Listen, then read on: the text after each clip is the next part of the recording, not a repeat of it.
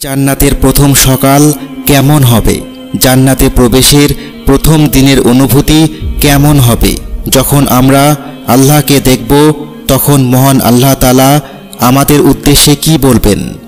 একজন ঈমানদারের জন্য জান্নাতে প্রবেশের প্রথম মুহূর্তটার অনুভূতি হবে খুবই রোমাঞ্চকর। একজন ঈমানদার তখন জান্নাতের লেক ঘেরা প্রাসাদ, আদিগন্ত ফলের বাগান, উন্মুক্ত প্রান্তর জুড়ে ছড়ানো তাঁবু, সোনায় মরানো মেঝে, মুক্তাখচিত আসবাবপত্র, রেশম কোমল মখমলের বিছানাগুলো অবাক হয়ে তাকিয়ে তাকিয়ে দেখবে।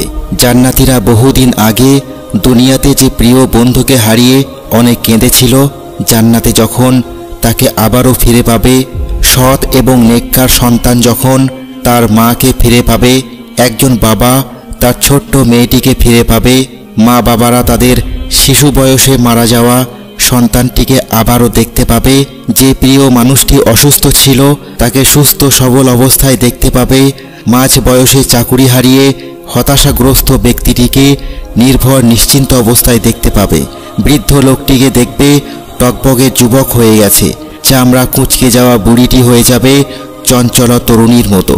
আবার যখন নবীদের সাথে দেখা হবে, নবীর সাহাবীদের সালাম জানাবো, যুগের শ্রেষ্ঠ আলেমদের সাথে মিলিত হতে পারবো, মুসলিম মুজাহিদদের সাথে মিলিত হব, শহীদদেরকে দেখতে পাবো। আমরা তখন নিজের চোখে ফেরেশতাদেরকে দেখব।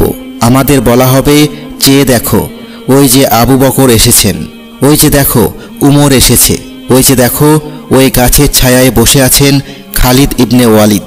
সুমধুর কণ্ঠে কোরআন তেলাওয়াতের সুর ভেসে আসবে।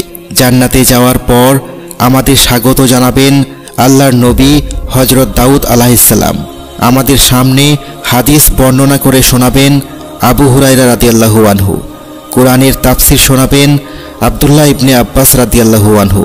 কোরআনের মধুর বাণী শোনাবেন আব্দুল্লাহ ইবনে মাসউদ রাদিয়াল্লাহু আনহু।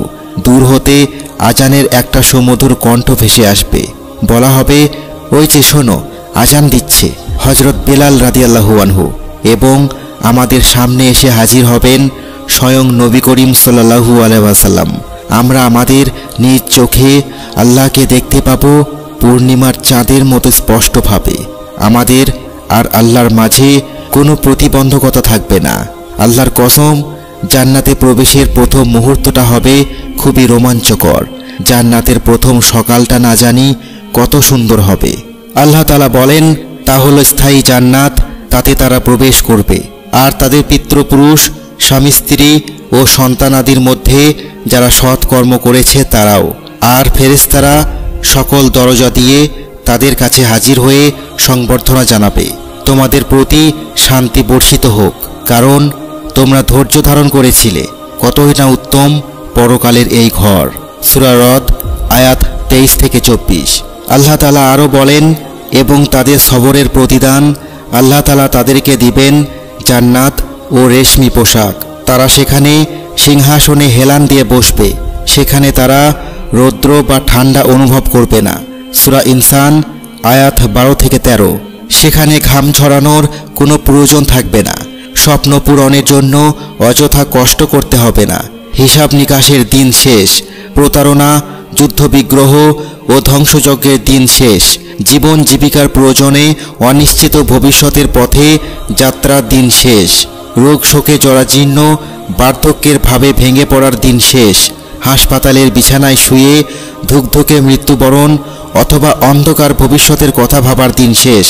আল্লাহ রাব্বুল আলামিনকে প্রথম দেখার যে অনুভূতিটা, তা না জানি কি দারুণ হবে। জান্নাতের অধিবাসীদেরকে উদ্দেশ্য করে আল্লাহ রাব্বুল আলামিন যখন ঘোষণা করবেন, আজ আমি তোমাদের উপর সন্তুষ্ট হয়ে গেলাম, আর কখনো তোমাদের উপর অসন্তুষ্ট হব না। প্রিয় ভাইরা, আল্লাহর কসম করে বলছি, এই অপরূপ জান্নাত পাওয়ার জন্য আমাদের মনে প্রাণে সর্বান্তকরণে চেষ্টা করা উচিত। রাসূল সাল্লাল্লাহু আলাইহি ওয়াসাল্লাম ইরশাদ করেন, জেনে রাখো, আল্লাহর পণ্য সামগ্রী অত্যন্ত দামি, আর আল্লাহর সেই পণ্য সামগ্রী হলো জান্নাত। প্রিয় ভাইরা, এমন সাফল্যের জন্য ঈমানদারদেরকে অবশ্যই পরিশ্রম করা উচিত। আল্লাহ আমাদেরকে সকলকে জান্নাতে যাওয়ার তৌফিক দান করুন। আমিন।